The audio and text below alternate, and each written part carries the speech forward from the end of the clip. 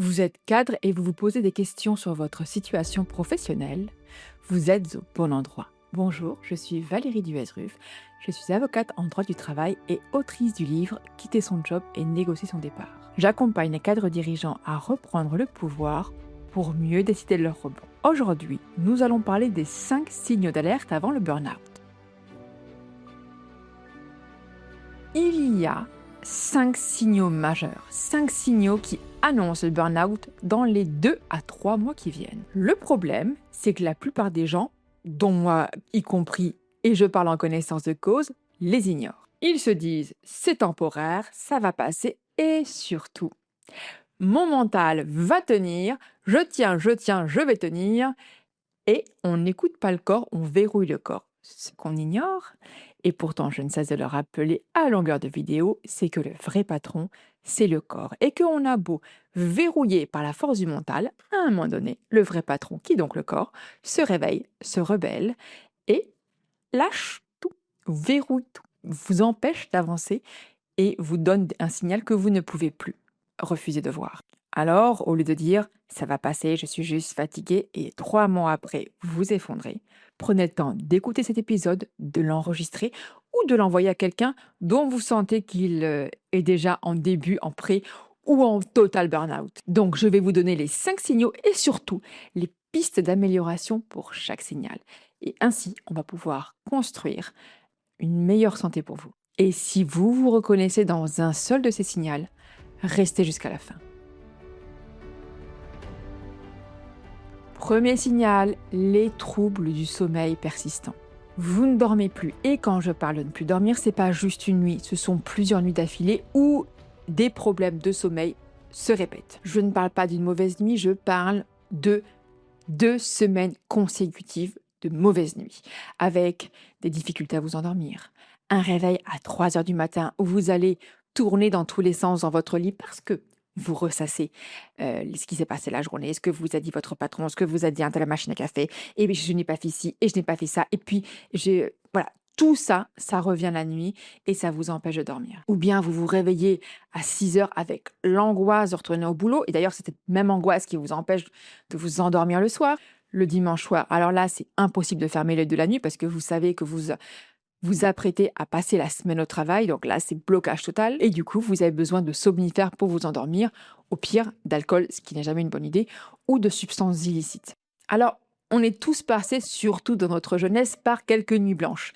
Ce n'est pas grave lorsque c'est pour une bonne cause, une sortie entre amis. En revanche, lorsque plusieurs nuits blanches succèdent et en raison, en réalité, d'une difficulté à gérer une situation professionnelle, alors là, ça devient inquiétant. Parce que, et c'est la jeune maman, enfin l'ancienne jeune maman qui parle, il n'y a pas de pire torture que l'absence de sommeil, que la privation de sommeil. Et puis, ça induit des conséquences parce que un manque de sommeil ou un sommeil altéré, c'est le premier domino qui tombe. Sans sommeil, votre concentration chute de 40%. Votre gestion émotionnelle devient aléatoire, voire nulle.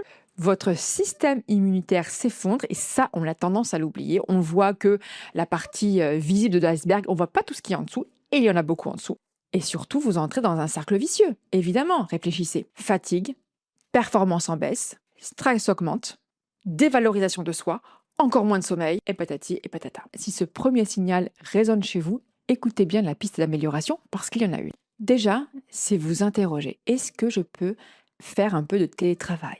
1 ou 2 jours par semaine, ça permettrait de réduire la fatigue liée au déplacement. Alors, c'est vrai que pendant le Covid, nous avons beaucoup bénéficié du télétravail et aujourd'hui, c'est devenu de plus en plus difficile à obtenir, mais qui ne tente rien n'a rien. Vous pouvez toujours poser la question et au pire, vous avez un refus. Vous pouvez aussi interroger votre environnement professionnel immédiat pour voir s'il n'y a pas la possibilité de réduire un peu votre charge de travail sur un court temps, au moins pour vous permettre de reprendre une respiration.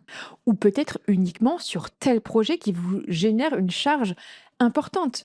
Est-ce que aussi on peut recruter un petit peu, vous permettre de déléguer ou décaler certaines deadlines, là encore, pour vous permettre de prendre une respiration. L'idée, c'est vraiment de vous éviter de rentrer dans un cercle vicieux qui va uniquement entraîner des conséquences néfastes. Parce que quand on ne va pas bien, ce n'est pas en attendant que ça va aller mieux. C'est en prenant des décisions. Et pour ça, il faut que vous acceptez de décrocher. Or, le signal numéro 2, c'est votre incapacité à décrocher. C'est simple, vous ne déconnectez jamais. Vous checkez vos mails le samedi matin, juste au cas où. Vous répondez à Slack, Teams pendant vos vacances, évidemment à vos mails, ça va sans dire, ou pendant votre arrêt maladie. Votre téléphone professionnel est sur votre table de nuit et évidemment, avant de teindre, vous le consultez une dernière fois. Vous parlez de votre boulot tous les soirs à la maison. Ils en ont un petit peu marre d'entendre les problèmes de Jean-Mimi à la machine à café. Ils en ont marre et ils ne savent plus comment vous le dire, mais parce qu'en même temps, vous ne pouvez pas faire autrement que déverser votre trop-plein d'émotions à la maison dans un endroit sûr. Et même en week-end, votre cerveau reste au boulot. Alors lorsque c'est pendant le match de foot de votre fils, je comprends, mais c'est pas cool ni pour lui ni pour vous. Et surtout, c'est grave. Pourquoi c'est grave? Parce que votre cerveau fonctionne comme une cocotte minute et il est en surchauffe en permanence. Et quand il est en surchauffe, il ne fonctionne plus correctement parce qu'il ne reconstitue plus ses réserves. C'est en gros comme faire un marathon sans jamais s'arrêter pour boire. Alors vous pourrez tenir, je vous le dis, par expérience là aussi, vous pourrez tenir de 3 mois. Allez, 6 maximum. Et au bout du compte, ce sera l'effondrement. Les études montrent que l'incapacité à déconnecter multiplie par 3 les risques de burn-out dans les 6 mois. Alors, maintenant que je dis ça, quelles sont les pistes d'amélioration? Évidemment, et ça ne va pas vous plaire, pas de mail après être parti du travail et donc idéalement, allez, après 19h, voire, je suis sympa, 20h. Évidemment, pas de mail le week-end, sauf urgence, bien sûr. Alors, nous sommes tous dans des professions exigeantes qui requièrent une disponibilité. Je peux vous assurer que au début de ma carrière, je me rendais tout le temps disponible pour mes clients. Aujourd'hui, après un burn-out, j'explique à mes clients et je demande à mes clients de ne pas me contacter le week-end ni le soir et je leur explique que c'est pour préserver ma santé mentale. Eh bien, les clients non seulement écoutent et respectent, et en plus me remercient car ça les alerte sur eux-mêmes, leur capacité à poser des limites. Pour eux-mêmes, bien sûr. Et également, autre piste d'amélioration intéressante, désactiver les notifications sur votre téléphone pro après 19h. Ça ira très bien, vous verrez. Le troisième signal, il fait un peu mal, c'est que vous devenez désagréable avec les gens que vous aimez le plus. Votre conjoint vous pose une question simple et vous explosez. Vos enfants font du bruit et vous n'arrivez plus à le supporter. Vous marchez sur un Lego par terre, vous pétez un câble. Ça sent le vécu, je sais. Vos amis vous proposent une sortie et vous renoncez parce que d'emblée, rien que l'idée vous épuise. En bref, vous avez zéro patience, zéro tolérance. Eh bien ça c'est grave, parce que ça signifie que vous n'avez plus aucune régulation émotionnelle. Qu'elle est cramée, que vous êtes cramé, que votre cerveau n'a plus l'énergie pour filtrer, pour nuancer. Tout devient grave, tout devient important, tout devient urgent, tout devient explosif. Et tout devient une agression pour vous. Et c'est là que vos proches commencent à vous dire « Tu n'es plus la même, tu n'es plus le même, tu es en train de te détruire, tu es en train de nous détruire. » S'il vous plaît, écoutez-les, car ils voient ce que vous ne voyez pas. Ce qui est assez amusant d'ailleurs, c'est que moi, souvent, ce sont les conjoints qui m'envoient leur conjoint. Donc, quand je reçois un client, il me dit Ah, c'est ma femme ou c'est mon mari qui m'envoie parce qu'il trouve que ça ne va pas bien et que je devrais faire quelque chose. Voilà, donc merci aux conjoints, écoutez-les, ce sont les meilleures personnes pour vous conseiller et pour vous dire en toute lucidité que vous n'allez vraiment pas bien et que vous devez vous faire aider. Alors là, quelle piste d'amélioration pouvons-nous envisager pour les soulager eux aussi? Eh bien, pour les soulager eux, il va falloir vous soulager vous au travail. Ça reprend un petit peu les pistes précédentes, mais c'est essayer de vous décharger de certains projets au travail.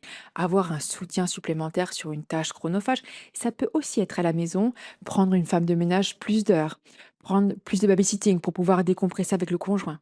Ou peut-être explorer un réaménagement de poste qui vous permettrait une meilleure conciliation.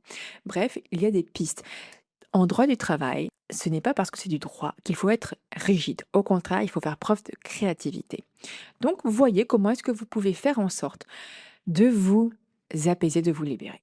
Et aussi pour vous éviter de commettre des erreurs au travail. Parce que c'est là le quatrième signal, des erreurs inhabituelles au travail. Des erreurs que vous ne faisiez jamais auparavant, comme oublier des rendez-vous, faire des fautes dans les documents, envoyer un mail au mauvais destinataire, Vous relisez 3 fois votre mail ou votre document et vous ne voyez toujours pas l'erreur. Ou bien encore, vous mettez 2 heures à faire ce qui vous prenait auparavant 30 minutes. Et ça signifie que votre cerveau est en surchauffe cognitive. C'est le signe que le burn-out est imminent, peut-être même à 4 à 6 semaines de l'effondrement. Les erreurs, c'est votre cerveau qui dit j'en peux plus, je bug, trop de charge, trop, on arrête, stop, stop. Donc là encore, si vous pouvez, solliciter des ressources pour vous alléger dans vos tâches. 5e et dernier signal, des pensées d'évitement dès le dimanche soir. Désormais, le dimanche soir est devenu un cauchemar. Alors, on a tous la phobie du dimanche soir, mais là, ça prend des proportions plus importantes qu'avant. Dès 17h, l'angoisse monte. Vous imaginez des scénarios pour ne pas aller au travail. Vous fantasmez même sur un accident qui vous permettrait de ne pas avoir à aller au travail. Le lundi matin, vous vérifiez vite fait si par hasard vous n'auriez pas un peu de fièvre ou quelques symptômes pour vous éviter d'y aller. Ou bien vous priez pour qu'il y ait une grève, une panne, de la neige, bref, n'importe quoi pour ne pas y aller. Et alors, ça peut sembler amusant, mais en fait, ça n'est pas. Pourquoi c'est grave? Parce que votre inconscient est en train de chercher des portes de sortie. Votre corps sait que cet environnement est toxique et il cherche à vous protéger. Et quand votre cerveau commence à imaginer, à espérer des accidents pour ne pas aller au travail, c'est que le burn-out est imminent. Alors, quelles sont les pistes d'amélioration? Long story short, ou comme on dit en français, en un mot comme en mille, il n'y en a pas. Eh oui. Là, l'urgence, ça va être de prendre rendez-vous avec votre médecin pour faire le point sur votre santé. Prendre rendez-vous avec votre avocat pour faire le point sur votre situation professionnelle et quelles sont les premières actions que vous devez mettre en œuvre, les premières décisions que vous devez prendre pour vous préserver, pour sauver votre peau. On parle de santé mentale et on parle de santé physique. On parle donc de sauver votre peau véritablement. Et pour cela, je voudrais vous rappeler 2 choses qui sont importantes. La première, c'est que se mettre en arrêt maladie n'est pas un aveu de faiblesse ou de vulnérabilité. S'il vous plaît, je pense que maintenant, cette vision des choses est dépassée, du moins je l'espère, mais il m'arrive encore de l'entendre à mon cabinet et ça me fait mal au cœur parce que aujourd'hui, même les plus grands ont le droit de mettre un genou à terre pour reprendre leur souffle et c'est très bien et ça ouvre souvent des opportunités de croissance. 2e point, le fait de recourir ou du moins de consulter un avocat n'est pas une déclaration de guerre.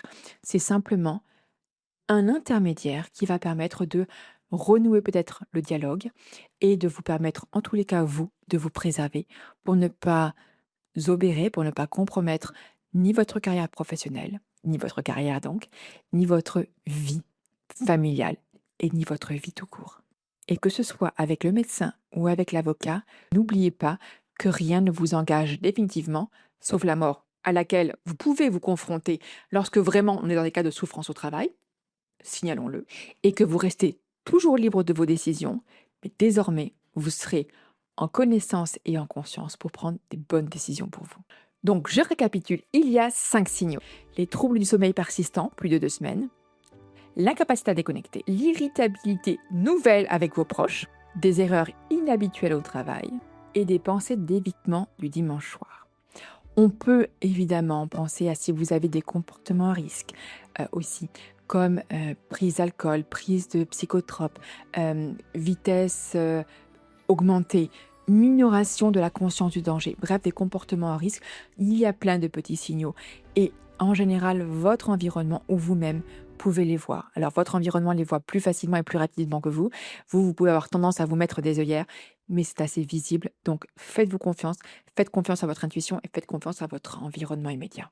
Maintenant, identifiez où vous en êtes. Aucun signal, tant mieux. Mais enregistrez cet épisode pour l'avoir toujours en tête et comme un rappel. 1 ou 2 signaux, mettez en place des pistes d'amélioration pour voir si ça vous arrange et si vous arrivez à retrouver un cap. 3-4 signaux, consultez un avocat. 5 signaux, allez voir votre médecin au plus vite. Si vous ne posez pas vos limites, personne ne le fera à votre place. Parce que votre corps, lui, il sait, il a décidé, il vous supplie d'agir. Alors quand allez-vous le faire? Et surtout, allez-vous le faire avant qu'il ne vous lâche. Et soyez conscient d'une chose, chaque jour qui passe, c'est de l'énergie que vous perdez et c'est comme si vous tombiez dans un ravin. Vous allez descendre, descendre, descendre et donc ce sera de plus en plus difficile à remonter. Ou bien, si vous voulez une autre métaphore, voyez ça un peu comme dans un jeu vidéo. Vous avez des barres de vie. Vous pouvez en perdre 1, 2 ou 3, mais à un moment donné, le mot game over s'affiche sur votre écran. C'est pareil, on a plusieurs jobs dans une vie, mais on n'a qu'une seule vie. Alors ne gâchez pas là votre travail. Votre santé mentale n'est pas négociable, votre dignité n'est pas négociable. Votre vie n'est pas une option. Agissez maintenant. Prenez conseil auprès de professionnels et vous pouvez me contacter via le formulaire de contact sur mon site internet. D'ici là, je vous invite, si cet épisode vous a intéressé et si vous voulez continuer à rester inspiré, abonnez-vous, mettez-moi un commentaire et une note sur la plateforme d'écoute parce que ça sert pour le référencement et le rayonnement du podcast. Je vous remercie. Je vous dis à très vite.